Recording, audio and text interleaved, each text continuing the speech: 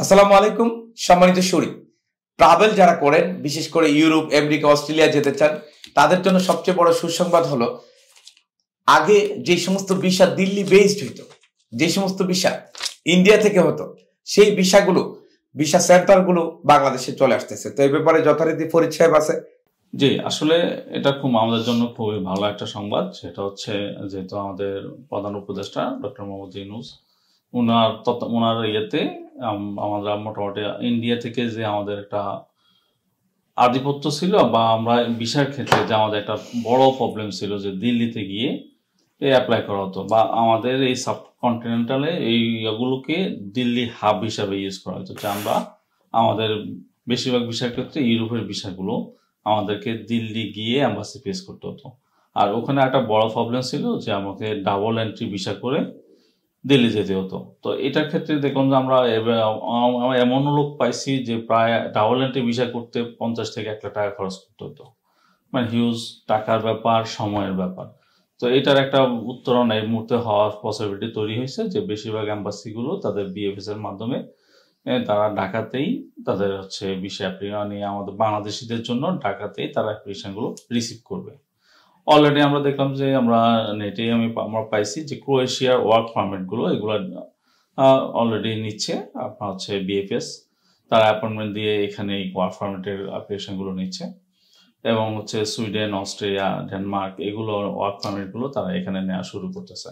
তো ওভারঅল আস্তে আস্তে সবগুলোই আপনার ঢাকায় বিএফএস এ চলে আসবে। তার মানে একটা বড় বিষয় হলো আমাদের লিডার ডক্টর মোহাম্মদ ইউনূস, তিনি চমৎকার একজন ব্যক্তিত্ব।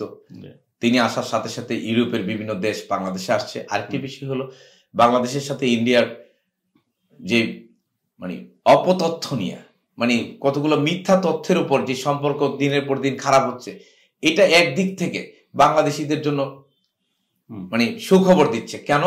এই ভিসা সেন্টারগুলো বাংলাদেশে চলে আসতেছে। So it's a good news. আমরা মনে হয় নাও উই ক্যান সেলিব্রেট এক কথায়।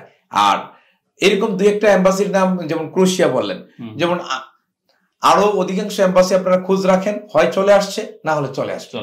এবং এই জন্য আপনি আপনার যারা ইউরোপের বিভিন্ন দেশে যাইতে চান, যে দেশগুলোর এম্বাসি আগে বাংলাদেশে ছিল না, তারা প্রস্তুতি নেন এবং ভিসা জন্য যে প্রাথমিক রিকোয়ারমেন্ট বা চেকলিস্ট সেগুলো আপনি যে কোনো একটা, যেমন পরিষেবের সঙ্গে যোগাযোগ করে বা আমার সঙ্গে যোগাযোগ করে অথবা যে কোনো অফিসে যোগাযোগ করে আপনি সংগ্রহ করেন, করে ডকুমেন্টস রেডি করেন, এর মধ্যে দেখবেন সবকিছু ঠিকঠাক হয়ে গেছে। আপনি ইউরোপের যে কোনো দেশে খুব সহজে ট্রাভেল করতে পারবেন। অলরেডি অনেকগুলো দেশ আপনার হচ্ছে আমাদের দেশ থেকে ওয়ার্কার নেওয়ার জন্য আগ্রহ প্রকাশ করতেছে, যেটা আমরা রিসেন্টলি একটা নিউজও দেখলাম, যেটা আমাদের প্রধান উপদেষ্টার ইয়েতে এই ক্রোয়েশিয়াটাই বেশি ইয়ে করতেছে। ক্রোয়েশিয়া, পোল্যান্ড, এগুলা পোল্যান্ড আগেও ছিল, ক্রোয়েশিয়া আগেও ছিল, কিন্তু এটা পরিমাণে অনেক কম ছিল। এখন রিসেন্টলি আশা করি এটা বাড়বে।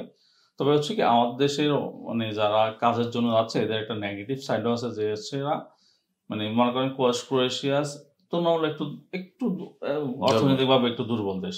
তো এটা নেগেটিভ সাইড হচ্ছে যারা যায় তারা কিন্তু ওখানে থাকে না। তো এটার পরবর্তীতে যে এমপ্লয়ারটা সে নিচ্ছে সে তো হচ্ছে তার একটা কাজের জন্যই নিচ্ছে। সে আমরা এমনও পাইছি যে মানে টোটাল একটা টিম গেছে, তারা উইদিন 3 days এর মধ্যে সব চলে গেছে, ইটালি ঢুকে গেছে বা অন্য দেশে ট্রান্সফার হয়ে গেছে। তো এটা হচ্ছে নেক্সট যারা আসবে তাদের জন্য আসলে এটা খুব খারাপ একটা দিক, বা অন্য এমপ্লয়ার সে কিন্তু নিতে চাইবে না। তা আমাদের একটা রিকোয়েস্ট হলো যে যে দেশে থাকবেন সেই দেশে যাওয়ার চেষ্টা করেন। আর যদি পালাইতে হয় ওয়ার্ক বিষয়ে যেয়ে পালানো যাবে না, অন্য বিষয়ে যেয়ে পালানো। ওয়ার্ক বিষয়ে পালানো যাবে না, ঠিক ব্যাপারটা এরকম না, মানে নৈতিকভাবে উচিত না। কারণ আপনি একটা ফ্যাক্টরিকে বিপদে ফেলতেছেন, সেই পরবর্তীতে আপনার দেশ থেকে আর রিক্রুট করবে না, এবং অফিসিয়ালি আপনার দেশের শ্রমিক অনেকটা ব্যানের মতো থাকবে, যেটা ইতিমধ্যে বিশ্বের বিভিন্ন দেশে আমরা দেখতে পাচ্ছি। সুতরাং প্লিজ, যদি আপনাকে চেঞ্জ করতে হয় একটা নির্দিষ্ট সময় 6 মাস থাকেন, 6 মাস পরে চেঞ্জ করেন, 1 বছর পরে করেন, 2 বছর পরে করেন, তখন তো আর কোনো বাইন্ডিংস নাই। আর তখন ইউরোপের বিষয় আপনার পাসপোর্টে ইতিমধ্যে হয়ে আছে, আপনার পাসপোর্টটা দামি হয়ে গেছে। সুতরাং এই বিষয়গুলো লক্ষ্য রাখবো। আর সকল কিছুর মাঝেই আল্লাহ সুবহানাহু ওয়া তাআলা কল্যাণ নিহিত রাখছে, এইটা আমরা বিশ্বাস করব ইনশাআল্লাহ। আমি মনে করি আমাদের প্রত্যেকের ব্যক্তি জীবন সুন্দর হবে। আর ভিডিওটি শেয়ার করে অন্যদেরকে জানার সুযোগ করে দেন। দেখা হবে বিজয়ের মঞ্চে। আল্লাহ হাফেজ।